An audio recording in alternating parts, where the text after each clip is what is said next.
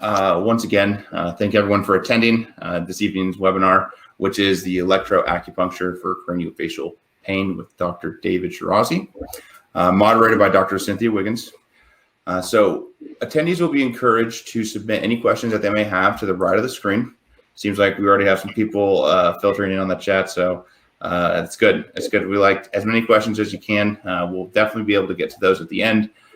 So as long as we have time, we will make sure we address those. So it is my pleasure to introduce Dr. Cynthia Wiggins as our moderator for today's session. So she is currently in Marquette, Michigan, I believe.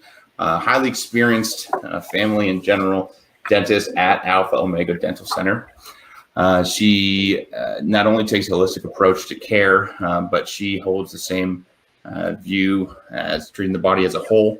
So not just focusing on the oral area, but she's also triple board certified in dental sleep medicine for sleep apnea treatment, and active member of the Fellow Academy of General Dentistry, and a diplomat to both boards here for the that are associated with the ACP. So, Dr. Wiggins, I pass the mantle off to you. All right, thank you very much. Welcome, everybody. I'm excited to see as many people as we have registered on here tonight, and we have a wonderful opportunity to learn from Dr. Shirazi. I have had the blessing of learning from him in the past, and I am excited to have you all have that same opportunity to implement an additional tool into your armamentarium for taking care of your patients. So I'm going to let Dr. Shirazi take off and enjoy the next hour or so. And please make sure that you put in some questions, and we'll do our best to make sure that everything gets answered. Okay? Handing you off here. All right. So let's just get cracking on. Yeah. So every single lecture that I do, I always start off with this one kind of comic strip about a guy going to see a Zen master with a plaster. And through etiquette, he starts pouring him a cup of tea. And as he starts pouring him that cup of tea, he just keeps on pouring. It just spills. This is well before TikTok. He just keeps spilling, and just keeps going. And the guy's like, okay, it's full. You can stop pouring now. And the guy says to him, well, you see, you're just like this cup of tea. You're so full of your own ideas. How can I impart any knowledge or wisdom onto you? And so this information is not made to displace or ignore or reject anything else. If anything, it's to bring everything together. And I invite you to come with an empty cup so you can really hear it. So, of course, you know, our beloved Academy, I'm doing a webinar for you guys as we all like to contribute and give our best. And this is such a great time of learning with all the Zoom calls and all the reduced production. We have a lot of time to learn. So I'm going to talk about electroacupuncture as well as magnetic time type of acupuncture and the treatment of craniofacial pain and sleep disorders. So if you guys have heard me speak before, I'm a dentist, I'm a master's in Chinese medicine, a master's in psychology, and I'm board licensed in acupuncture as well. I was a sleep technologist for 5 years, diplomated from both of the academy boards. I did a hospital residency in China and Korea, and I'm an expert. Yeah. So just some disclosures, I am involved with research, predominantly in pain and sleep and the subjects that I'll be discussing, but you know, nothing that is anything to disclose in the context of having any bias. I am in private practice. I am a TMJ and Sleep Therapy Center. I didn't invent acupuncture, but I used to sell the electrical stims. I can get it for you guys if you want it, and the what's called alpha stim units. And I was a program chair for DSSDO, whatever it was called. And some of these images are do come from Google Images. And when I talk about anything that may resemble a non-dental, more of a medical treatment, it's not like I'm asking you guys to start practicing outside of your license. I just need you guys to know that, as you're going to find out, acupuncture and Chinese medicine encompasses the whole body, the whole person. And some things that we do, whether it's intraoral or extraoral, ends up having an effect throughout the whole body, and we need to be aware of that. As I said, I'm in the center. I have two centers, one in Thousand Oaks, one in Brentwood, both in Los Angeles. Overall, there's over 60 centers throughout the world that are called the Team Sleep Therapy Center. This is what my office looks like. I don't do any general dentistry. These little cabinets in the back open up into beds, and we'll do overnight PSGs in the sleep lab, as well as home sleep studies. And of course, we have the kids. Okay, so the topics to be covered, we're going to talk about just very brief traditional Chinese medicine theory, as well as the Western theory of energy, meridians and acupuncture points, the electrical modalities, and the use of low-powered magnets on acupuncture points. This is very, very brief. So in traditional Chinese medicine, it's a system of patient care where we take inside the patient's milieu. What is their environment like internally? Like, are they a very weak person? Are they a very hypertensive, what we call excessive person? Are they sad? Are they hyper? Things like that. They actually include the actual weather with it too. If it's very hot outside, if it's very windy, if it's very cold. These are all things that encompassed in Chinese medicine, looking at the whole person. And then the treatment involves the use of acupuncture and acupressure, cupping, moxibustion, and herbs. Moxibustion is the burning of an herb called aye on an acupuncture point to get a medicinal effect. So again, we talk about the unity of the human body as it relates with nature, the person's surrounding, and within themselves as well, right? So the original text is called the Huangti Neijing, and it came out about 2,500 years ago. The text was mostly like lifestyle, early to bed, early to rise kind of thing, tongue and pulse diagnosis, health preservation, and things that increase the flow of energy, and things that are more related to the root cause of disease, including diet. This book had 160 acupuncture points, the direction of flow, the techniques to contraindication, and how to do acupuncture. And the very, very first, most primitive acupuncture points that were thousands of years old were fishbone. And you might think to yourself, why would a fishbone give an effect of acupuncture? So the definition, the technical definition of a metal is any solid that ionizes positive. So like iron is like, 3+, calcium is 2+. I get that right? I think I got that. And so a fish bone carries an electrical pulse on it because calcium is electrical, which is another reason why titanium implants will have such a fusion with our bone, with hydroxyapatite.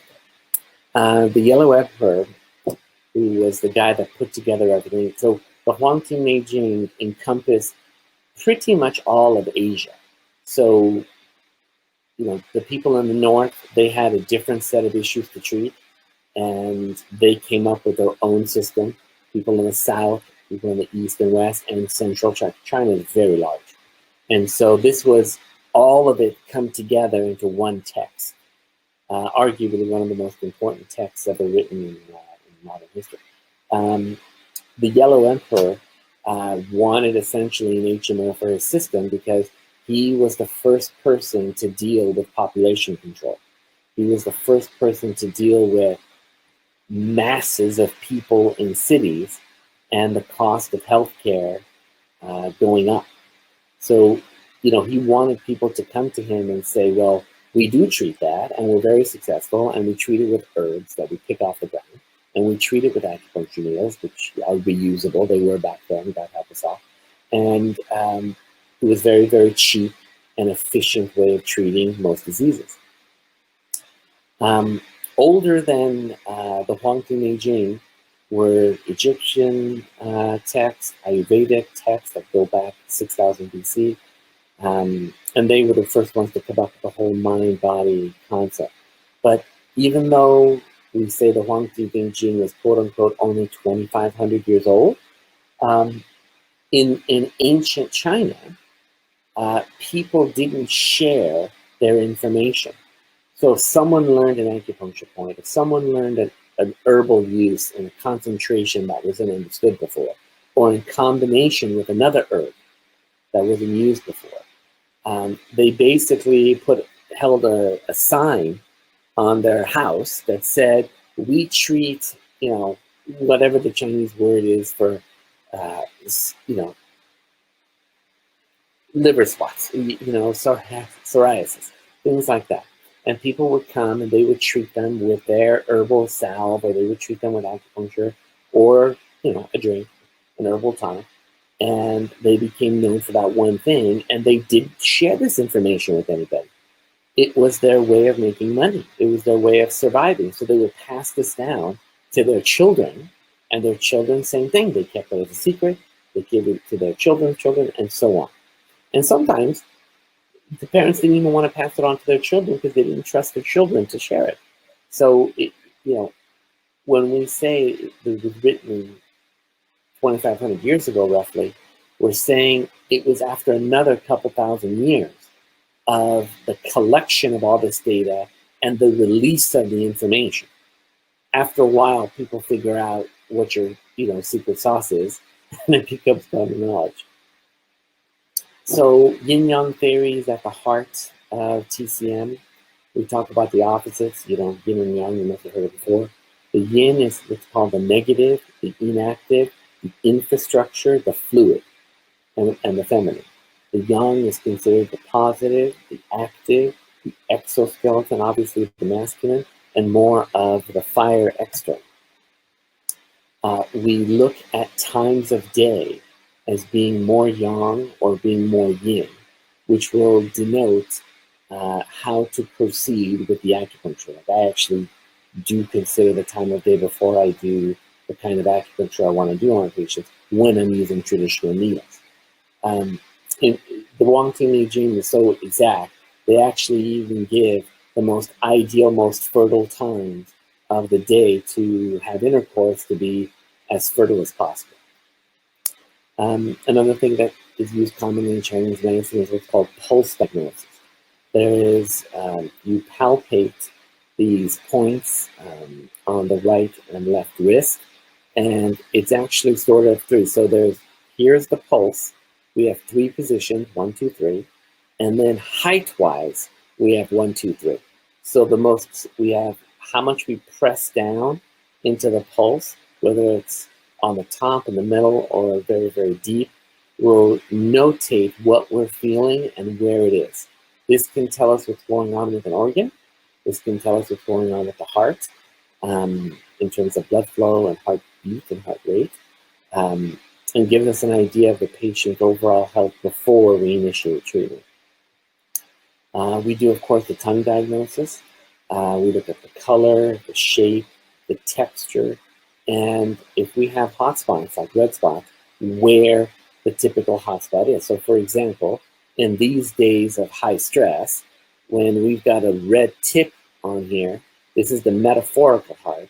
We would say they have a lot of stress going on in their lives, right?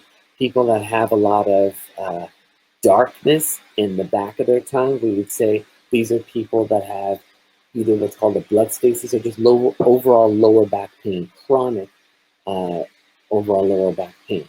In Western medicine, as dentists, we were made to believe that geographic tongue is just a genetic disorder. I'm not exactly sure it's a genetic disorder 100% of the time. You all remember from embryology that the tongue and the entire GI tract is one continuous structure. And especially in geographic tongue, the way the tongue looks is very much an indication of what's going on in the bowels. So when we see someone with geographic tongue, we're also thinking that that is what their internal, their colon, their stomach, and their other other remnants of the GI tract, that is what they're looking at. Okay? So qi, it has actually many definitions. Oxygen is a definition of qi. electrical impulse is a definition of chi.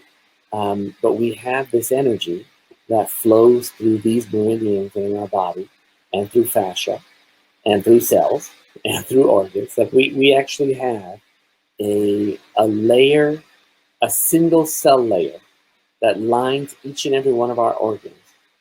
And we don't know what function that cell layer has. The only thing we know about it, I don't know, forgive me, I don't know the name of that cell layer, but the only thing we do know about it is that it conducts electricity. Okay? Meridians have a beginning and the end, and they flow to and from each other. So when we feel chi, it could be a sensation of heat, it could be a sensation of fullness, sometimes a vibration, a magnetic sort of feeling, and sometimes people can't feel it. But the bottom line is, do they feel any results from our treatment? Because if they do, fabulous. If they don't, there is no negative outcomes that we know of. And I can explain that further if you guys would like. So in Western terms, we can look at chi as what's called a quantum field. So that means everything is entangled with everything else. And we can look at it in terms of energy, frequency, and wavelength. And then therefore look at the quality of it, whether it's high or low, and etc. And if it's fast or slow. And at different points of the meridian dictate different points of chi. So for example, large intestine 4 has way more qualities and different qualities and treatment as large intestine 11, even though they're both on the same meridian. You follow? So knowing which point for which treatment is huge. And the resistance of the skin varies in different acupuncture points. So in Western science, we can actually look at functional MRIs and look at, okay, well, patient has pain here, and then we do acupuncture, like what's called distal points, like on the toes or on the hand, and then see endorphins being released, again, on functional MRIs in the areas where the pain is. The pain center is in the brain, okay? And sham acupuncture doesn't seem to give the same effect, although what's very, very interesting is even sham acupuncture gives a little bit of an effect. We don't know if it's placebo or what, but sham acupuncture usually gives some kind of an effect, even though it's not as powerful as the correct acupuncture point, which I've always found interesting. And when we have found the acupuncture point, we can tell, one of the ways we can tell we find it, not only can we palpate and go, oh, patient's like, wow, that point is really painful, or that point is like a trigger point. But on top of it, if we have a device that measures skin resistance, the skin resistance is a lot less on the acupuncture point versus adjacent to the acupuncture point. And there's been multiple studies. By the way, acupuncture has thousands, tens of thousands of studies. If you ever hear anyone that's skeptical about whether acupuncture works or not, these are people who have never looked a day in their life at the literature, because the literature is extremely abundant. Okay, and then that's not all from China. Okay, even skeptics find that it works. Okay, so another theory about the connection of meridians and how energy flows is through fascia. Right, we have perineural cells that people have postulated is the vehicle of transmission of energy and electrical impulses throughout the body. And again, we have literature that supports this. But the fascia is continuous, much like the fascia of a lingual frenum is continuous down through the neck, spine, diaphragm, and the limbs. Okay, it's continuous. And by the way, there's meridians that flow through there as well. And also, we can actually use ultrasound to show where the connective tissue is and how it flows along acupuncture points and meridians. They found, and again, there's a fair amount of research on this subject too. where they found a correspondence between acupuncture points and these intramuscular connective tissue planes in these postmortem tissue dissections. So another way of putting it, so here we have acupuncture meridians. This is palm up, this is palm down. So ventral and dorsal. Okay. What's very, very interesting is during embryonic development, we have these form of tracts. As we all know, both our nervous system and our vascular system, arteries and veins, grow on tracts, right? They grow together. And what we find very, very interesting in our observation is that these tracts seem to overlap directly with these acupuncture tracts, right? Obviously, this is not something that we can really measure, but it's, given the other literature I just mentioned, it's a plausible correlation. Let's put it that way. This is actually very, very interesting, where we can actually see the way electrical fields will move, and we'll see the way embryos shape shift depending on the electrical flow around it. Now, this is a very, very interesting study. This physician, Boston School of Medicine, while he was still a med student, he discovered he could he found intrinsic electrical fields as important factors for growth control, cell migration, and morphogenesis. And so he found fibroblasts will translocate to a negative pole with a small gradient at 7 millivolts per millimeter. And in most cases, there's enhanced self-growth toward the cathode and reduced self-growth toward an anode. So I'm just going to go real full so you can see it. So essentially what he found was that you all know that when a lizard loses its tail, when it regrows it, when he put him on a plate, he could actually see the outline of the tail before it was formed. You follow? So he found these amphibians had an outward current at the future side of the future limb several days before the first cell even grew. Okay? This indicates that the electrical conductance of epithelium at the future limb bud and organizing center becomes higher before limb bud is formed. So in other words, there was an electrical current in the air extending from the amphibian, the lizard in this case, before the actual limb was grown back. Right? This is really exciting information from my point of view. Okay? So in other words, what he found, cell growth occurs when an electrical field is open, charged. Cell retardation occurs when an electrical field is reduced. And in Chinese medicine, we say when qi is flowing and charged, you're alive, you're energetic. And when qi is retarded and is slow, you're lethargic and you can have a lot of pain. And of course, you can always pull it somewhere with the right care. So we see this again in other studies, that steady electrical fields can directly guide cell movement and growth. It can generate chemical gradients of charged macromolecules against the level of action of diffusion. We're pretty much saying the same thing that we just discussed. So acupuncture purposes, and this is actually right here, this picture on the right, is a combination of acupuncture and moxa. They actually put a burning herb attached to an acupuncture point. Right? This, in the modern world, we don't do this because of the liability. In China, they don't have lawsuits. You can't sue your doctor. The hospital residency that I went through, they had a beginner acupuncturist do an acupuncture point for someone that was having heat stroke at the junction of the occiput into NC1, and he actually didn't needle the patient correctly, and the needle went into the brain, and the patient died, seized and died. He didn't lose his license. The shame of it was enough in that culture, but just being labeled as bad luck in that culture you're over with. Your life is pretty much over.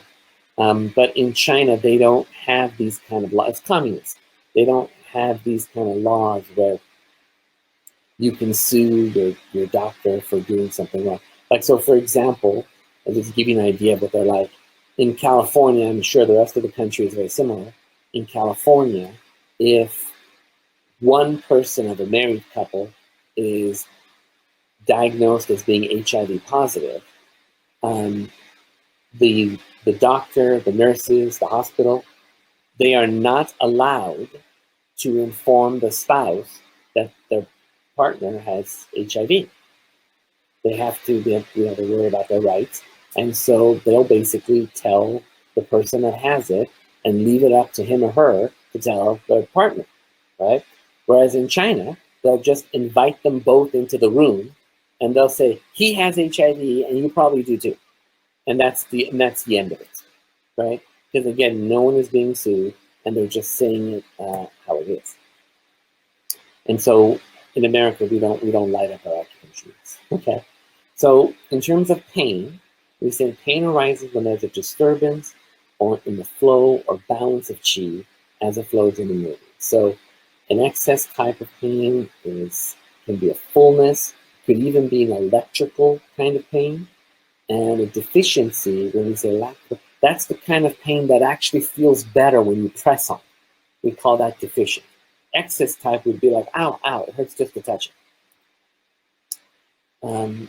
Different kinds of pain. So excess, when we say different kinds of pain, we say different kinds of patients that have pain.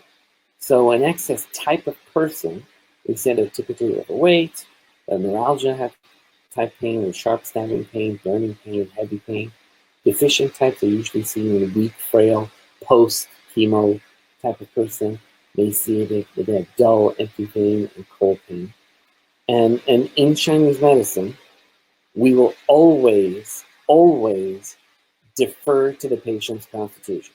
So someone may have the electrical type of stabbing pain, but if they are weak and frail and emaciated, we always call it deficiency.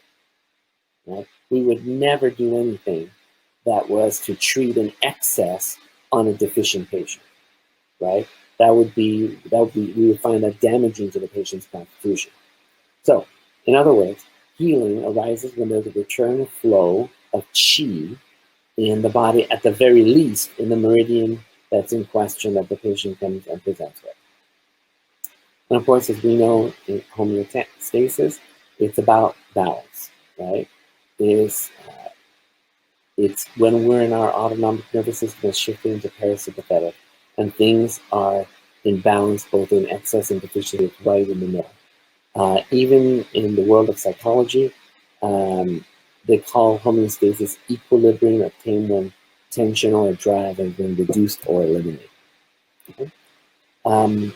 So acupuncture needles, even without attached to an electrical impulse, but metals on their own carry inherent electricity. Like you saw before, 7 millivolts per mm is all you need.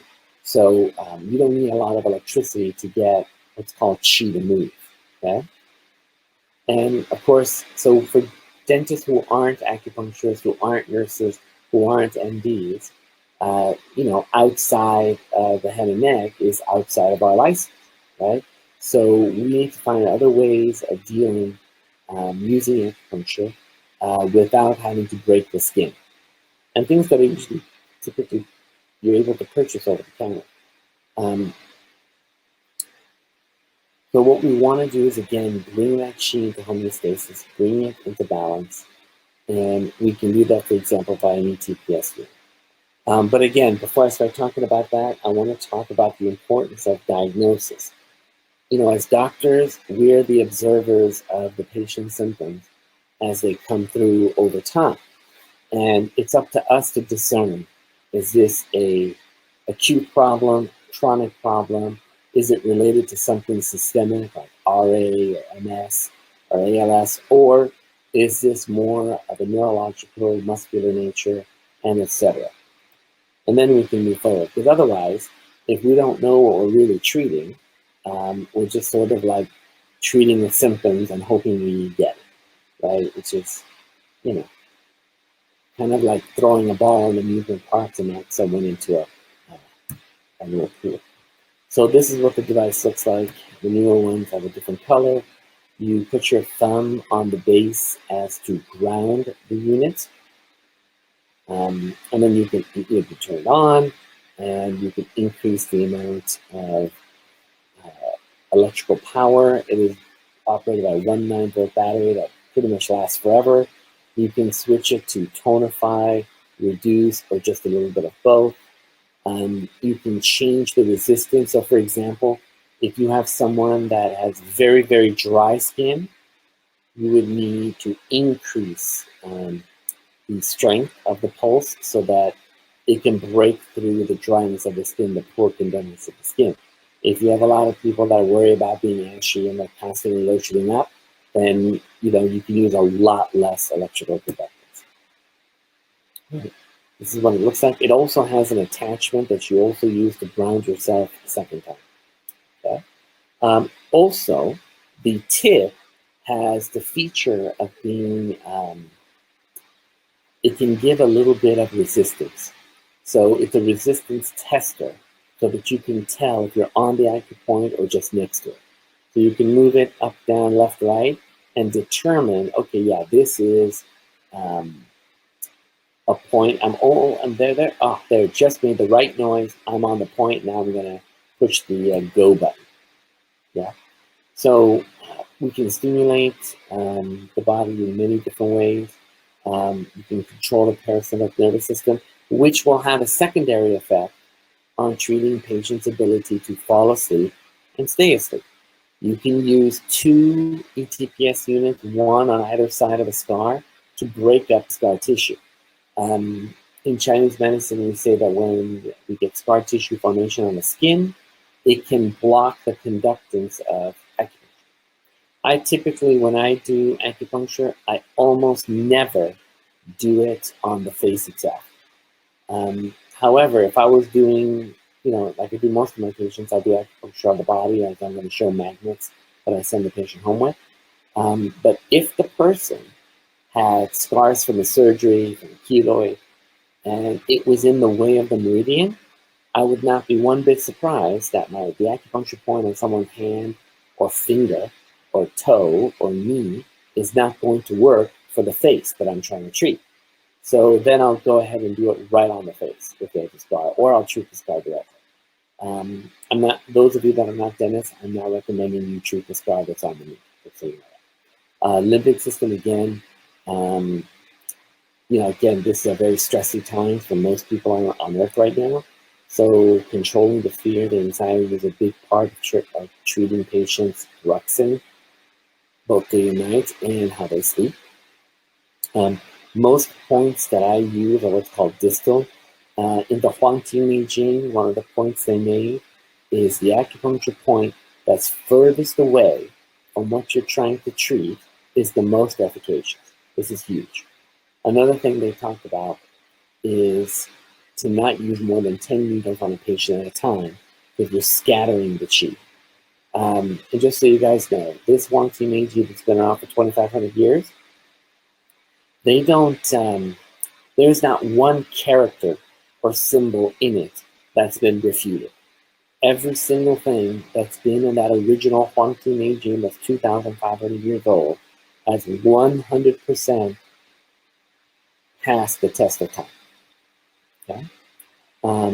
You can actually, just moving on here, talk about realigning body mechanics. So you all understand that muscles are just meat until the nerve tells it to contract. And these muscles are attached to bones, which if they're in spasm, they'll subluxate above. So when we use either the ETPS or the magnets to calm things down, we can actually get an effect on the muscles because we're treating the nerve tract. Okay?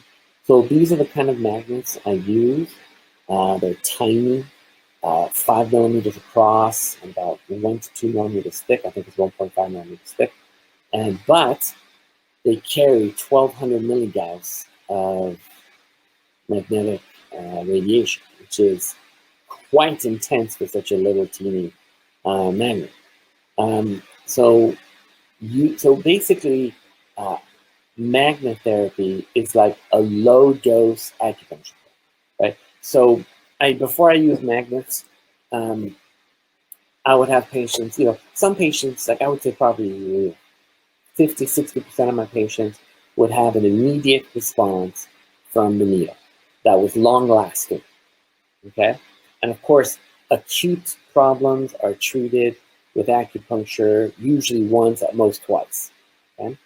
Chronic issues usually require a bit more needling. So for example, in my traditional Chinese style of acupuncture and Korean style of acupuncture needling, if someone had a chronic injury, I'll use an acupuncture technique. Patients say, oh, this is great, wonderful.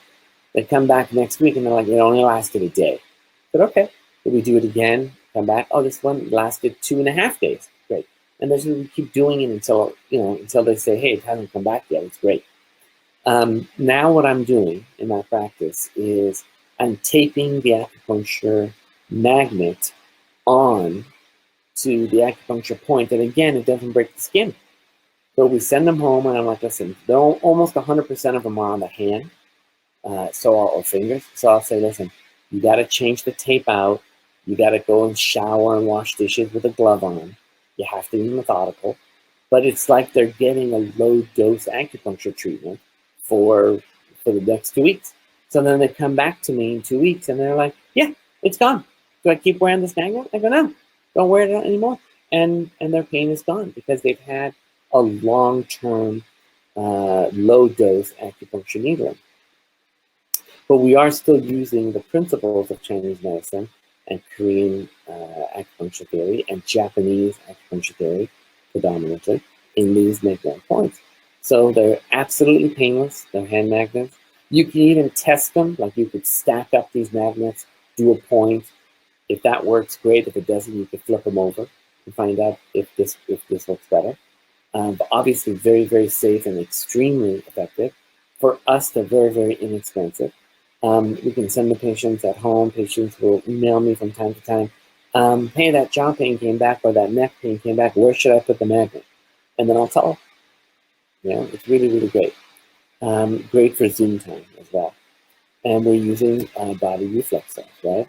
So every part of the body has a corresponding zone on their hand. Body discomfort, pain, and tension are reflected in hand zone as painful areas when palpated. I always say that the best kind of periodontal probe is a Michigan O probe, and all the other probes are crap. And so using those crap periodontal probes on the acupuncture point in the finger repurposes those crap probes and will help tell you where to put the magnets. Yeah? And it will be painful on those points in the hand once you found the right spot. So it's almost like a mini trigger point. Yeah? So we're really improving the flow of chi in the body by putting the magnet on the acupuncture point in the hand. And this is it.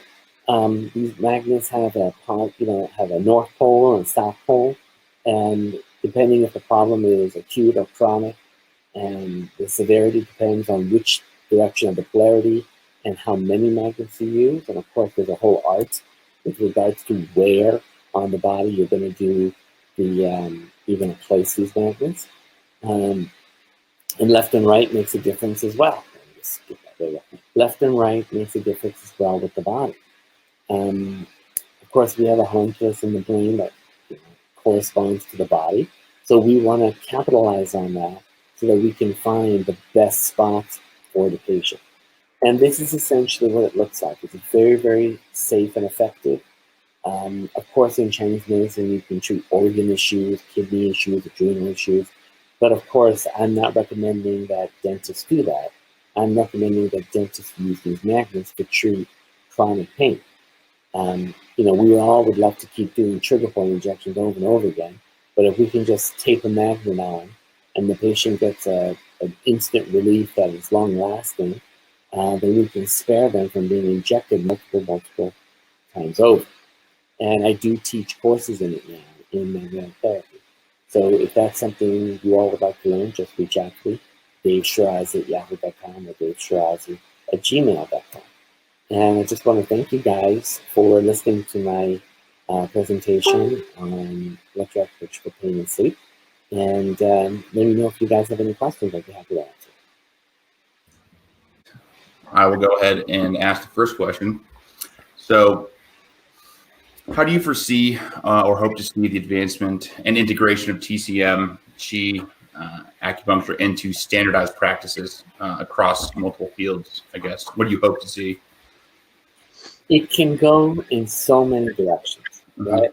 When the rest of the world has caught up to the TMJ and sleep apnea world about what we do, what's going on in their jaw and their airway, is a reflection of what's going on in their entire nervous system, in their entire constitution, and it needs to be taken into consideration when treating chronic pain, being able to sleep through the night. So having disturbances in the sleep every night, because of snoring and sleep apnea, causes pretty much every disease that we know of. That's at least ones that are inflammatory.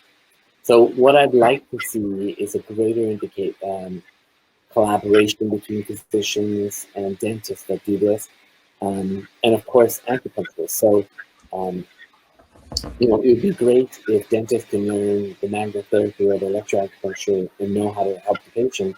But if they have a much more complex patient, it would be better if they work with someone who's a dedicated Oriental medical doctor that knows how to treat the person. So it can work on a small scale all the way up into the hospital level. So in the small scale, you can have one, obviously the dentist can do, for example, the magnet or the ETPS in their office, or they can refer to a local acupuncturist if there is one. In a greater scale, they can have these kind of acupuncturists working with doctors in hospitals, and then also working with the dentist in the hospital as well, helping these people. Because there's so many times when doctors have no idea what's going on with the patient, and then we come in with a completely novel to them approach on what's going on. And of course, the acupuncturist has got a whole other set of approach to it as well. In Korea, I did a hospital residency in Korea at Kyunghee-dae. That is the #1 medical school in South Korea. And, I can add North Korea too, because I'm sure it's in Seoul. I don't think Pyongyang compared. Default, right? So every single physician that graduates from that medical school is an MD, traditional MD like we have here, and a PhD in Chinese medicine.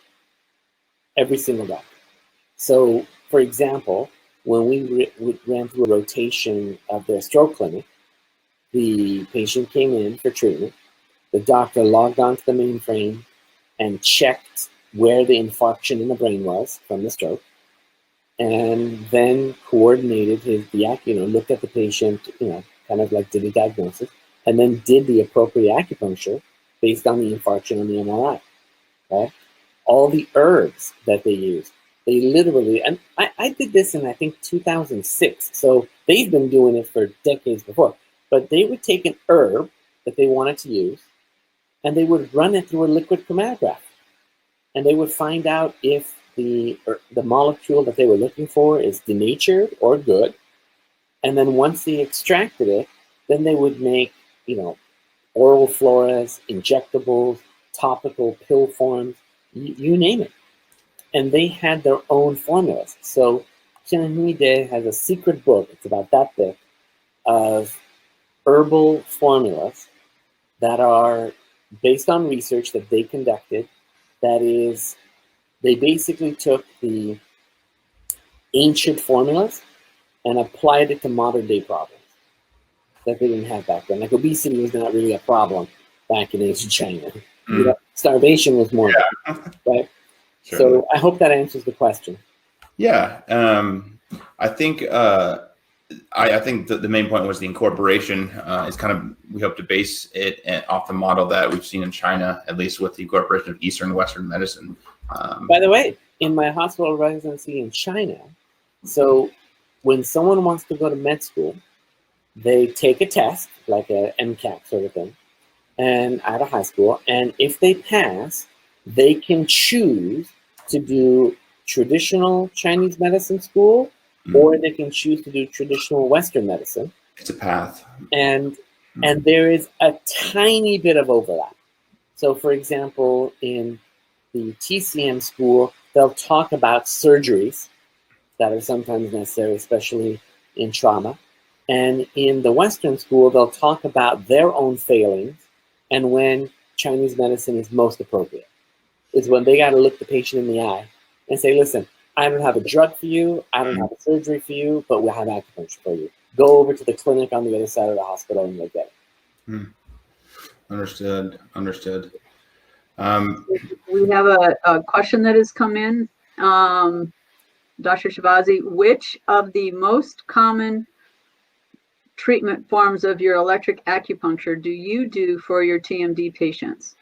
Oh, good. There's so many. The most common and the most published acupuncture point that I know of is large intestine 4, which is right about here. Like you can see my thumb, it's right around there. I do that when that patient has V3 area pain, where the pain is radiating down here. I use the opposite side, large intestine 4. Okay, that is a very, very common point. Gallbladder 34, we call that point the master point of all the joints. And the TMJ is the master joint of all the joints of the body.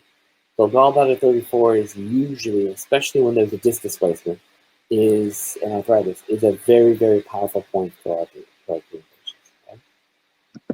But it seems to be the most efficacious. What seems to be the fastest, easiest, most bottom line thing is when you put the magnet on the hand and you let the patient go home with it. And you're like, listen, take a photo with your cell phone. This is where the dot is, so you know if it's North Pole or South Pole. Leave it on for 2 weeks, okay? And you'll see the results. That is way more efficient than needling or using the electrical, even. So where is gallbladder 34 at? Gallbladder 34, you can look it up actually. All of these acupuncture names that I mentioned, like large intestine 4, gallbladder 34, you can just Google search it, and it'll come up immediately on Google Images. Even DuckDuckGo, all of them. As soon as you type it in, you'll see it. But it's on the knee, on the outer portion of the knee, and below. Pretty much just on the most northerly aspect of the tibia. There you go.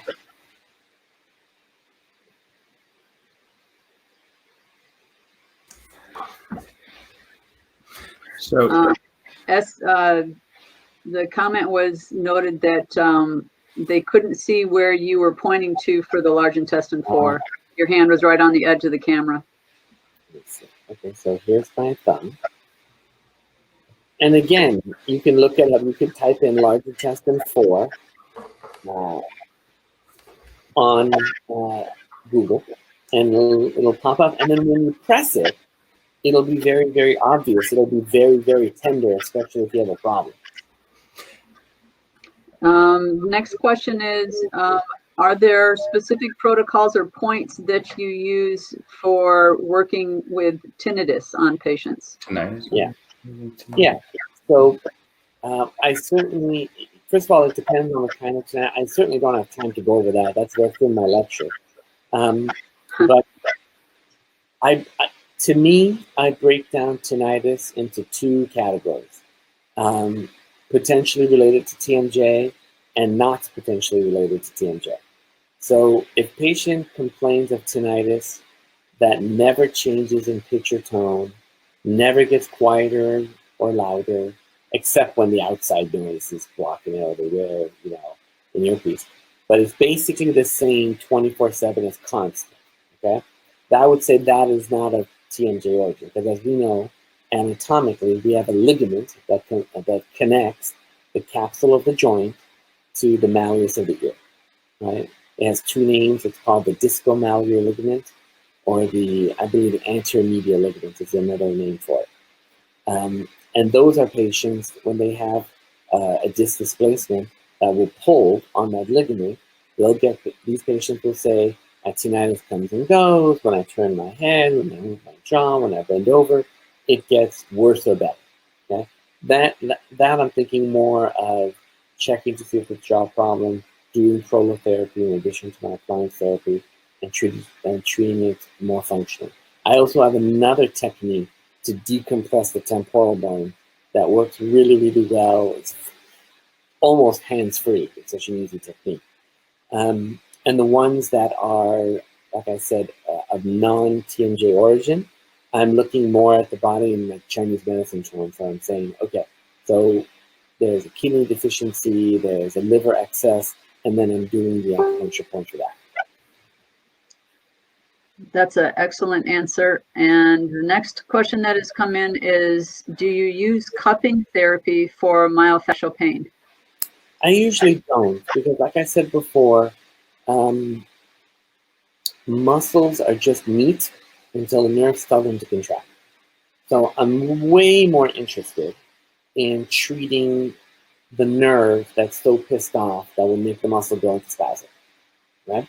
So, I mean, honest to goodness, the reason I would rather do a trigger point injection without a steroid, by the way, the reason I'd rather do a trigger point injection over cupping is because we get a longer effect from the trigger point injection than we do the cupping.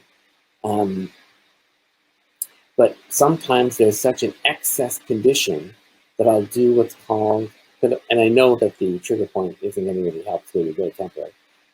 I'll do a cupping with pricking. So that means like it'll usually be right here on the upper trapezius. I'll have just one, you could feel the knot, it feels like a bubble, right? I'll go in there, I'll essentially pop it with an acupuncture point, get a little bit of blood going, and then I'll do the cupping with a little gun that suction cups the cup, and it actually sucks a bit of the blood out, right? And another thing that the texture and color of the blood will tell me is what's going on in the patient. So if the blood comes out in that cupping and it's thick and dark, I know their energy and their chi flow is stagnant. Okay, I'm going to be telling these people, you need to freaking start exercising. Okay, if on the other hand it's very kind of a white, bright blood, I'm looking more for like an excess kind of condition, and that okay, maybe you have hypertension, maybe there's something else going on here systemic that we need to look at. Quick question about that. So is that I went to high school with some traditional Chinese students. Is that called bagua, the bad blood, or? But it's after the cupping. It indicates that there's some type of unhealthy going on. Yeah. So the color and texture of your blood. If your blood is thick, if your blood is dark, we say it's very unhealthy and very stagnant blood, right? And in Western medicine, we would say it's not oxygenated, right? And like I said, oxygen is interchangeable with the word chi. Interesting. So we have another question that has come in. Do you use magnet therapy in conjunction with oral appliances when you are treating your TMD patients then? Absolutely. And are the magnets strictly on the hands, or do you also use them if you find a point that's associated in their ears? Like auricular. Auricular. So I have been a little bit of a chicken in putting these magnets because they're so powerful. I've been a bit of a chicken in putting acupuncture points on the ear or the skull because I don't know yet what kind of effect they're going to have on the CNS, right? Just directly having magnetic therapy. They actually have treatments where they'll actually take like a modified tiny MRI and actually put magnetic resonance over the lobes of the brain to elicit an effect. Usually it's in the limbic system. And I know, 1,200 milligauss, 1,400 milligauss is not, anywhere near what they're using, but I'm just too much of a chicken to do that. I mean, I don't experiment on my patients. You know what I mean? I want something that's safe, repeatable, and etc. So I usually don't do points directly on the ear. I would do acupuncture on it, and they have something called ear seeds. The magnet can be done on the ear. It's just that it's so close to the brain. Yeah, so close to delicate cranial nerves that I'm afraid to do it. I believe that's exercising caution, definitely. Being a chicken, so wise decision, especially when you're comparing the lawsuit factor. Yeah.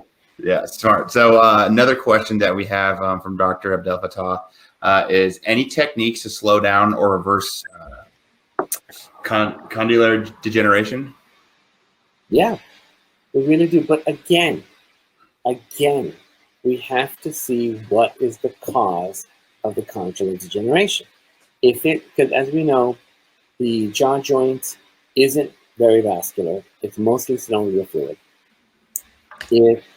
as lubrication. So if you have a permanent disc displacement and therefore no longer have lubrication, you're just going to wear that out. I don't care how many millions of acupuncture needles and magnets you use, you're just going to wear that condyle out more. So assuming you're controlling the patient's airway, their bruxism, and subsequently their bruxism, possibly day and night, then I prefer an injection of procaine into the joint space to get condylar growth. I've seen beautiful cortical bone being deposited on condyles with proper oral appliance therapy and joint injection. Like I said, just procaine, 1%.